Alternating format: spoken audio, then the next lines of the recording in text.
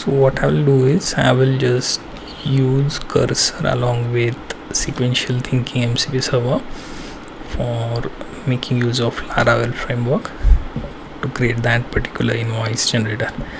So what I did is I'll just start cursor first, then here I basically started this particular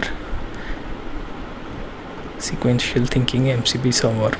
Right, so by default I have added this particular JSON within global cursor settings. So if I go to file, then preferences, and cursor settings, you can go to MCP. So here I have already added it. Apart from that, what you can do is you can just simply create your project folder, and here inside this, let me just type in say Laravel app, just Laravel apps, right? And inside this I will create new folder, name this invoice app, right? So this is the folder I am selecting. Now here I will start with dot cursor folder,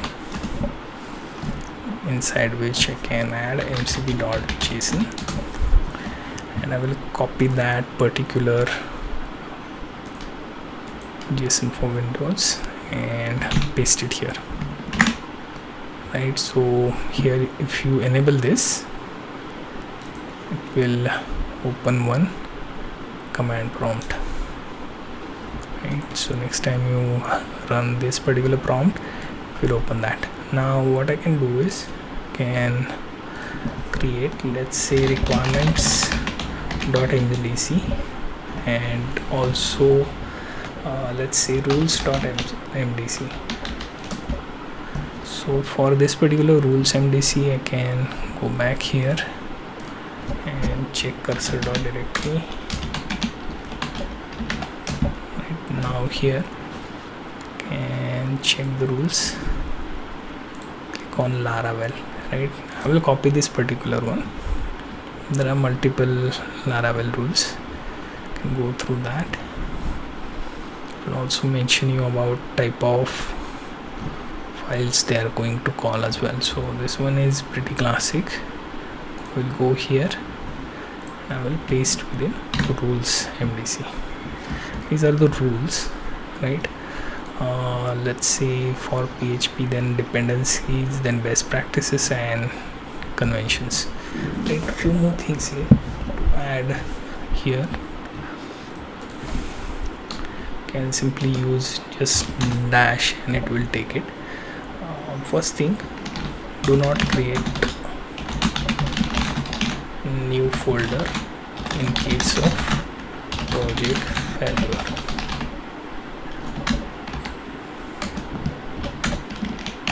Always restart by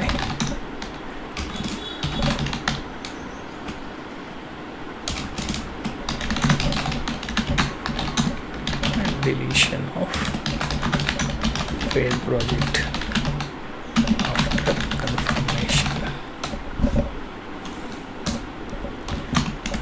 And one more thing, do not use depreciated code and depreciated libraries, right? Finally you can see most important part, do not use nested folder structure, right? So in case of failure, it will try to create a new project inside existing project. So that goes on nested levels, and whenever a project fails, it will keep on creating, and it will also start the instance of server. So it will go something like you have port 8081 engaged, then that will be still in use, and then another instance it will lock the 8082, and then so on. So it will go like 5 to 6 level deep like this. So So that nested folder structure you have to avoid. Exactly. One more point you can see to the right is making sure to not use any external API or service unless you specifically mention. Right, this way you won't be forced to use something like Supabase or something, because those are the cloud databases and something you can skip, right?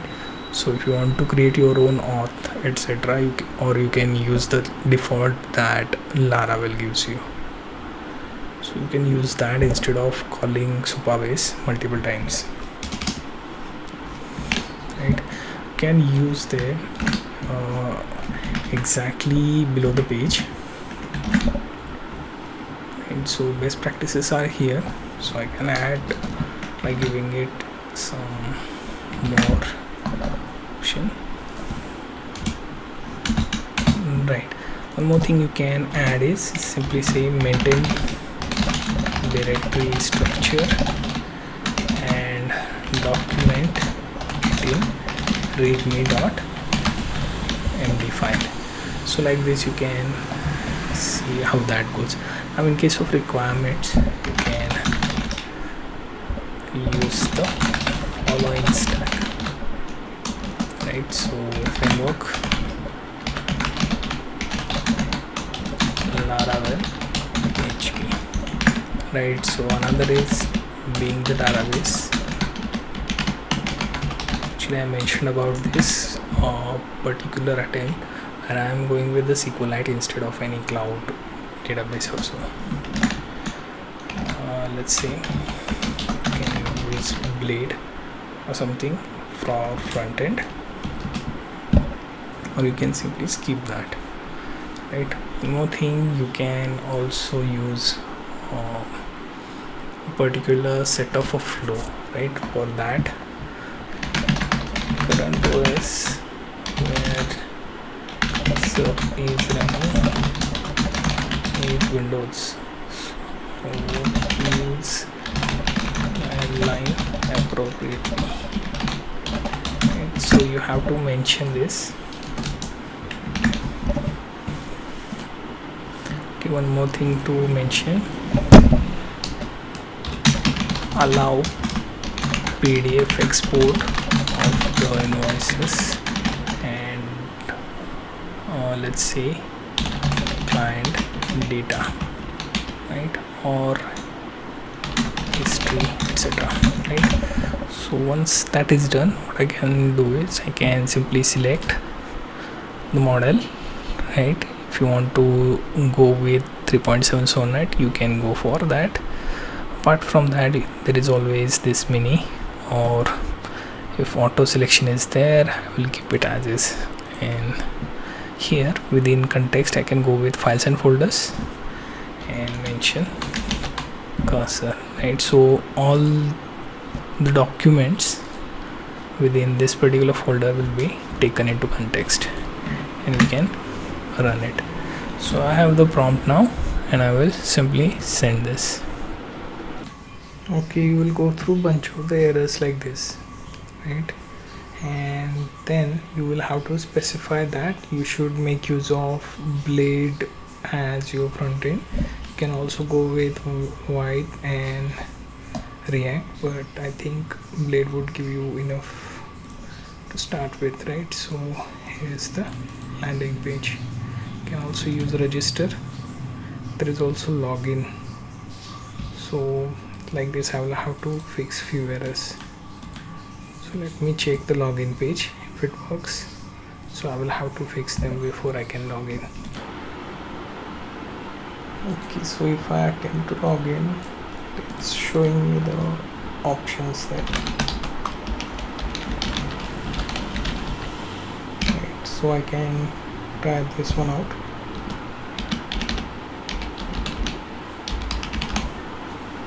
Right, you can also check if everything is correct. I will log in from here. Okay, so once logged in, you Notice that the dashboard looks something like this. And check the clients. You can see each page I will have to finish, right? So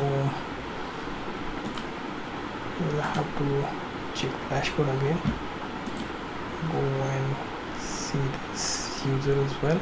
So few things to add, all these respective pages, right? So time entries, invoices, clients, along with the user profile option. So you'll have to check that. Also you have to change the name here, right? You can do that at the end, but you get the idea how you can use the cursor and Laravel for invoice application.